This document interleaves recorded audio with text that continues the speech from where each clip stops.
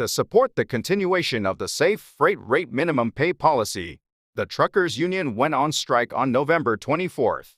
This year marks the end of the temporary program known as Safe Freight Rate, which was designed to keep truckers from overloading or driving too fast. Economic losses accumulated as the strike continued, so the government issued a back-to-work order, saying they must stop the illegal strike. Today, we will take a look at strikes and back-to-work orders. What is a strike?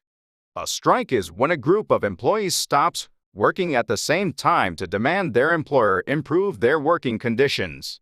Workers cannot negotiate with the company individually because they lack social status or economic power. So they go on a strike together so that they could negotiate with the company as an equal. Legal and illegal strikes. The right of workers to organize unions and go on strike is protected by the Constitution. Although depending on the circumstances, a strike may be against the law.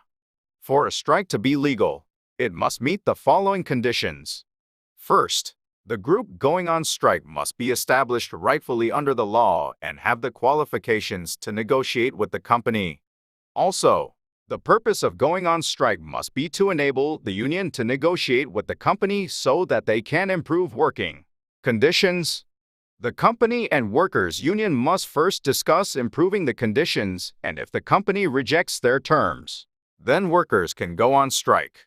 Unless there are special circumstances, the union must follow legal procedures such as surveying the opinions of union members to start the strike. Finally, the tools and methods of the strike must not severely damage the company's property rights, and violence cannot be used. If these criteria are not met and the strike is deemed illegal, the union must compensate for the losses the company took, and workers who participated in the strike might even be criminally punished. Back-to-work order. The government is entitled to order workers back to work even if the strike is legitimate and if it poses a serious risk to the greater good of society or the economy as a whole. This is called a back-to-work order. A back-to-work order is an executive order issued by the executive branch and not by the Constitution or legislated laws.